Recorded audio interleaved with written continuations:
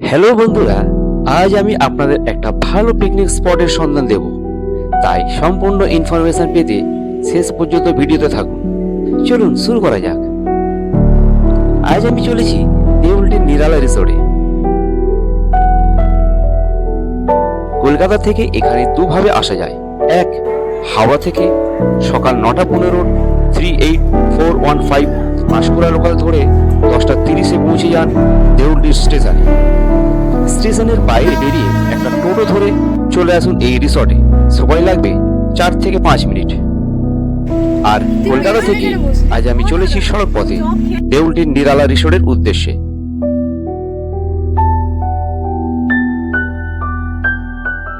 এখন আমি এসে পৌঁছেছি নিরালা রিসর্টে।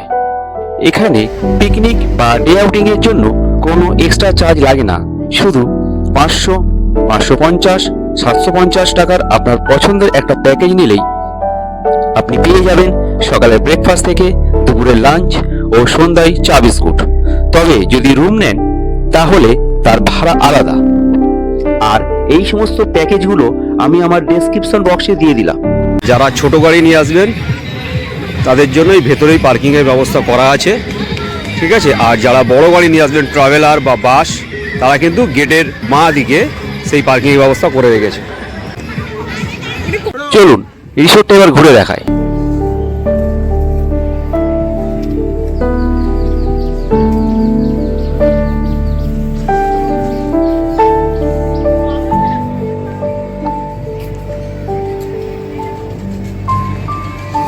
এই হচ্ছে এনাদের রিসেপশন।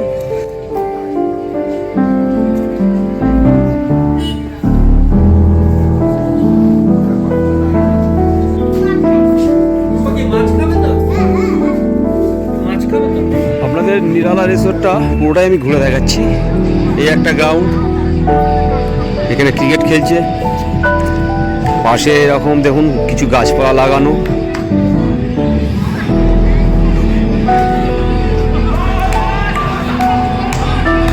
ওদিকেও একটা খুব সুন্দর বসার জায়গা করেছে।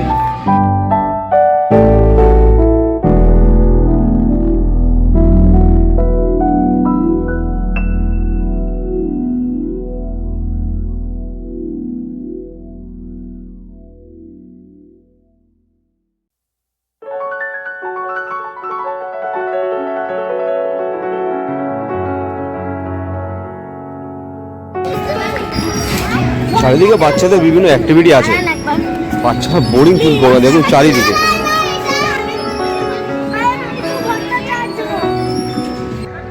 রিসোর্টের চারিদিকে কমলা লেবু, বাতাবি লেবু, সাদা বেগুন এই ধরনের বিভিন্ন গাছ আর তার সাথে বিভিন্ন ফুল গাছ লাগিয়ে আরো দৃষ্টিনন্দন করে তুলেছে। আমাদের যে রুম নাম্বার 2 নিরালা। আর এই হলো আমাদের রুম। দেখুন রুমটা বেশ বড় সড়ো। আর এই হচ্ছে টয়লেটটাও বেশ বড়। এখানে আছে একটা বেসিন, গিজার, বেশ পরিষ্কার পরিচ্ছন্ন। আর এখানে দেখুন দুটো বড় বেড দেওয়া আছে। এছাড়া আছে দুটো সোফা এবং টিভি।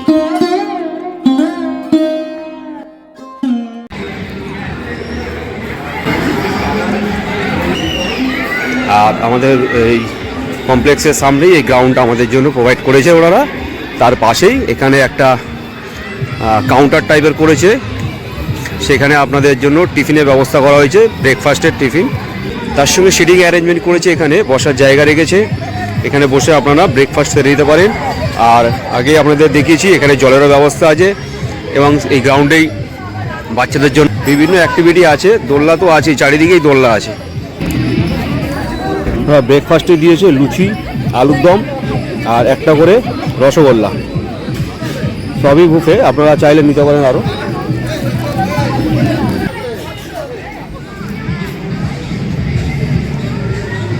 Swimming pool area.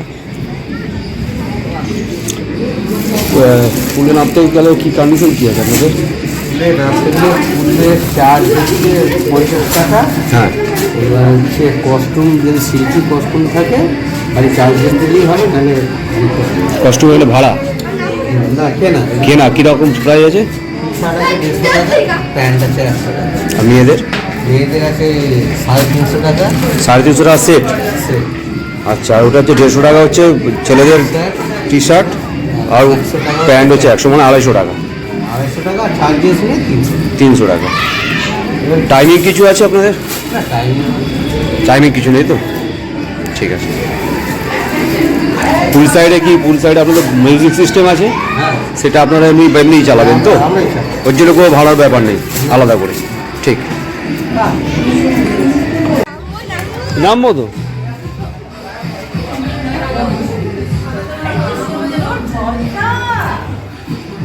এই হচ্ছে নিরালা রিসোর্টের সুইমিং পুল।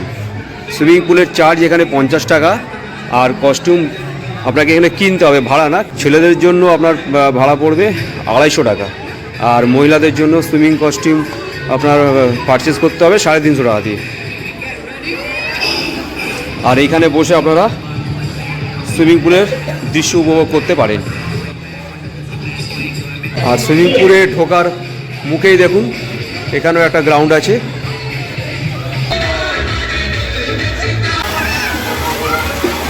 এই যে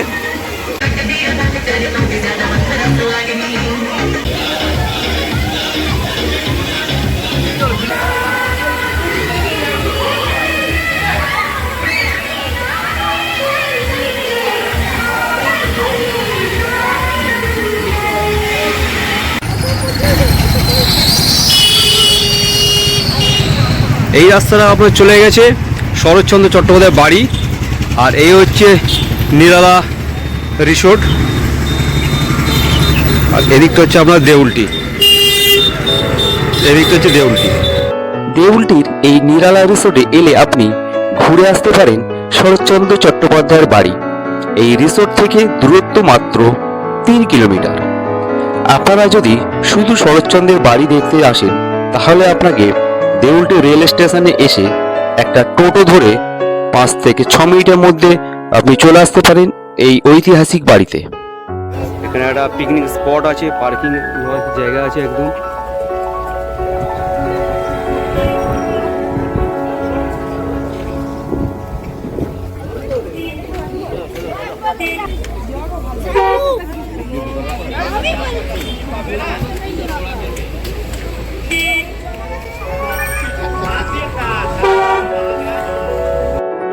আর এর বাড়ির পাশের রূপনারায়ণ নদীর তীরে চাইলে আপনি পিকনিক করতে পারেন। বাড়ির পাশেই পার্কিং এর জায়গাও আছে।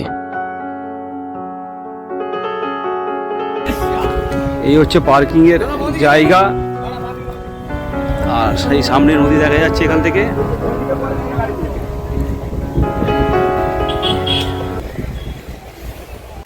আমার দাদু দেখেছেন, আমার বাবা ওনার কাছে খেয়েছিলেন। তখন তো নদী এইখানে ছিল, এই পাঁচিটা। এটা তো রূপনারায়ণ নদী, তো রূপনারায়ণ নদ নদী আর কি। শোনা কথা সুভাষচন্দ্র বোস এসেছিল।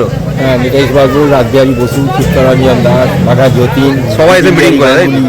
সবাই ওই নদী কোলাহাট থেকে নদীর মধ্যে আসতো, আবার নদীতে পালিয়ে যেত। পুলিশ তাড়া করতো, লুকিয়ে পড়তো, পালিয়ে যেত। এখন গেট খুলতে এসছেন। আচ্ছা, নাতির এখন বয়স কত হবে তাও? কি বলেন? আপনার এজ 60। কসবা থাকে? কসবা কোথায়? এই দুজন সেন্টারটা পেরিয়ে ডান দিকে পোস্ট অফিসের মধ্যে কসবা দুটো ভাগ হয়ে যাচ্ছে। একটা বাঁ দিকে কসবা চলে যাচ্ছে, একটা বাজারের ভিতর দিকে আসছে। বালিগঞ্জ স্টেশনের মানে একটা ছিল, সিনেমা ছিল পূর্বাশা। পূর্বাশা, আচ্ছা আচ্ছা, আসুন। আধ ঘন্টা ছাড়া ছাড়া গেট খোলে, সন্ধ্যা পর্যন্তই চলে। এখন খুলছে, একটা আসতে। আমরা এখন এসে পৌঁছেছি কথা সাহিত্যিক লেখক শরৎচন্দ্র চট্টোপাধ্যায়ের বাড়িতে। ওনার পিতার নাম মতিলাল চট্টোপাধ্যায়, মাতার নাম ভুবনমোহিনী দেবী। আরামকেদারের নিচের মৃত্যুর ছবিটা ওনার দ্বিতীয় স্ত্রী হিরণময়ী দেবী। এই ডান দিকে ছবিটা ছোট ভাই, এই ছোট ভাইয়ের ছেলে, তার ছেলে এখন এই বাড়ির মালিক।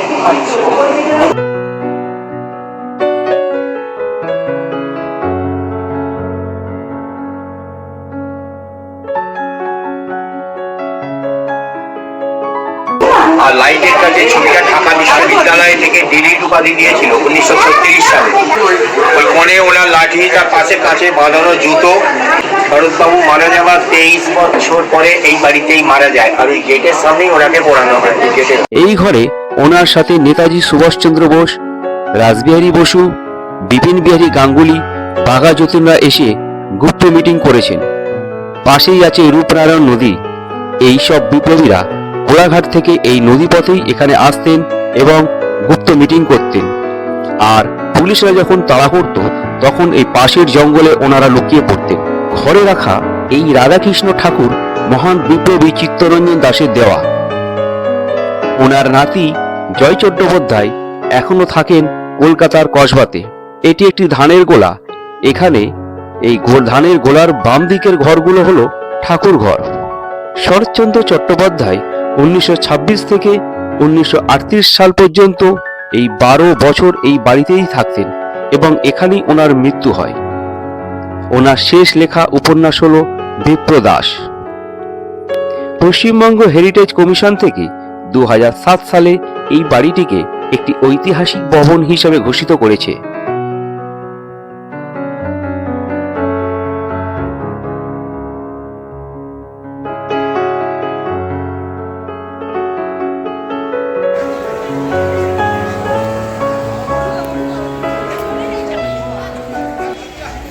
আর এই শরৎচন্দ্রের সমাধিটা আপনাদের একটু দেখায়। এখানে 3টি স্মৃতিসৌধ আছে। এটি হলো ওনার দ্বিতীয় স্ত্রী হিরণ্ময়ী দেবীর স্মৃতিসৌধ। শরৎচন্দ্র চট্টোপাধ্যায়ের মৃত্যুর 22 বছর পর ইনি মারা যান 1960 খ্রিস্টাব্দে। সামনে বাম দিকে এটা হলো মেজ ভাই প্রভাষচন্দ্র চট্টোপাধ্যায়ের স্মৃতিসৌধ। আর এখানে আছে বিখ্যাত কথা সাহিত্যিক শরৎচন্দ্র চট্টোপাধ্যায়ের সমাধি। ওনার মৃত্যু ইংরেজির 1938 সালের 16 জানুয়ারিতে।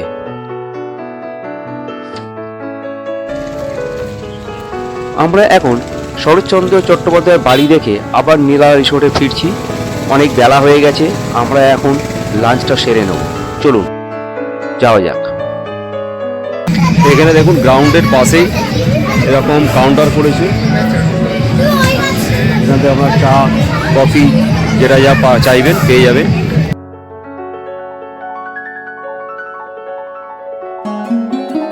আর হ্যাঁ, আমরা 750 যে প্যাকেজটা নিয়েছিলাম তাতে লাঞ্চে ছিল সাদা ভাত, ভেজ ডাল, ঝুড়ি ঝুড়ি আলু ভাজা, সঙ্গে লেবু, সালাড এবং একটা ফুলকপির তরকারি। তার সাথে ছিল মটন কষা, চাটনি, পাঁপড়, মিষ্টি। আর খাবারের টেস্ট এক কথায় অপূর্ব। এটা হচ্ছে নিরালা কটেজ 3।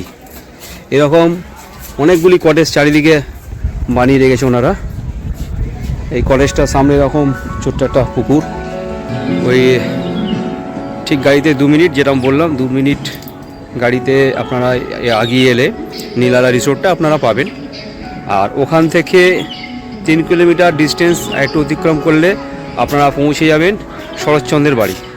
সেই শরৎচন্দ্র চট্টোপাধ্যায় বিখ্যাত লেখক তার বাড়ি। তো ওই বাড়িতে ঢোকার জন্য কোনো এন্ট্রি ফি লাগে না। ওখানে বাড়িতে একজন কেয়ারটেকার আছেন যিনি দেখাশোনা করেন। তো এখনও কোনো সরকারি সাহায্য তিনি পাননি, হ্যাঁ, তারপরেও তিনি মেনটেন করেন। আর এই হচ্ছে নিরালা রিসোর্ট।